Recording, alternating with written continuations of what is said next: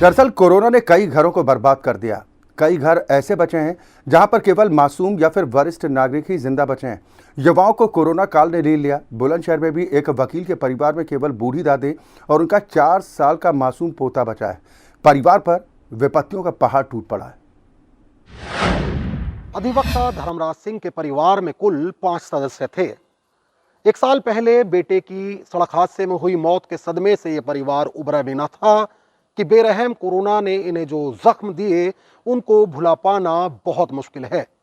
Corona संक्रमण के चलते न सिर्फ अधिवक्ता धर्मराज सिंह बल्कि उनकी भाभी और पुत्र वधू की भी मौत हो गई। इस तरह इस परिवार में सिर्फ 4 साल का मासूम और अब उसकी दादी बचे हैं। परिवार में पसरा सन्नाटा लोगों को डराता है।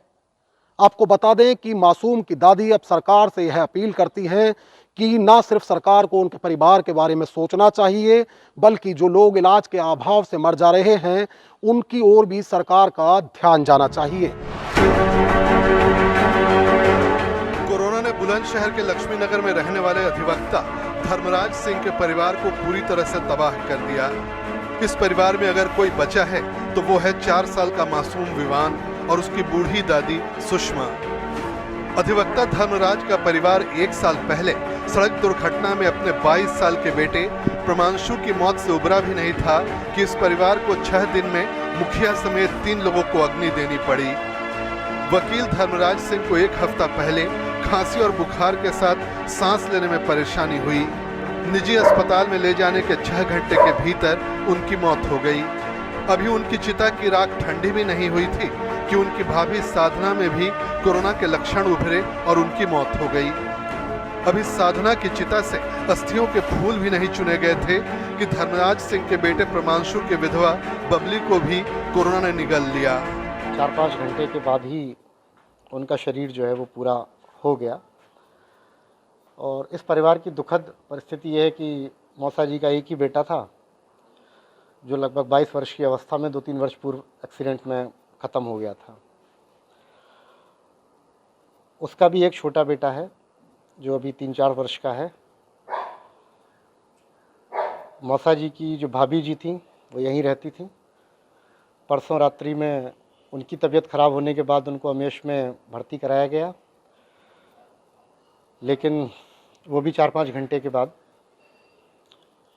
सरवाइव नहीं कर सकी और स्वर्गवासी हुई। तो कल सुबह उनको अंतिम संस्कार किया। जब वहाँ से अंतिम संस्कार करके लौटे तो जो मौसा जी की पुत्र वधू हैं उन्होंने भी कल दोपहर 1 बजे दम तोड़ दिया। कोरोना के कारण अपने पति, भाभी और बहू को खो चुकी सुषमा की सरकार से अपील है कि वो विवान जैसे अनाथ बच्चों के बारे में कुछ सोचे। ऐसे बच्चों का तो सरकार को करना चाहिए कि जिसके माँ नहीं, जिसके बाप नहीं, सब दादा नहीं, सब कुछ खोए बैठे हैं, उनके लिए तो उन्हें करना चाहिए। जो अभाव है, जिनके पास में कमी है, उसको सुविधा सरकार को उपलब्ध करानी चाहिए उनके लिए। परिवार में कौन कौन बचा है आपके? बस मैं और पोता। कर पा रहे हो?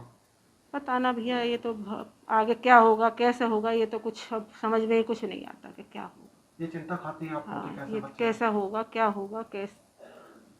बच्चा कोई सवाल करता है आपसे ऐसा जिसका जवाब आप हाँ नहीं दे पाते हो? हाँ जी, कल भी कह रहा था, गाड़ी ऊपर चढ़ाई थी कि मेरी मम्मा आ गई हॉस्पिटल से। स्थिति यह है कि घर का पालतू कुत्ता भी छत से बार-बार अपने मालिक की राह तकता रहता है। परिवार सरकार से यह भी अपील कर रहा है कि स्थिति ऐसी बने कि किसी कोरोना मरीज की मौत इलाज के बिना नहीं हो।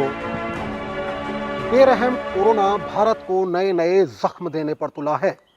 ऐसे में मासूम विवान अपनी दादी से हर रोज यह सवाल करता है कि आखिर उसकी मम्मी और उसके दादा अस्पताल से कब वापस लौटेंगे।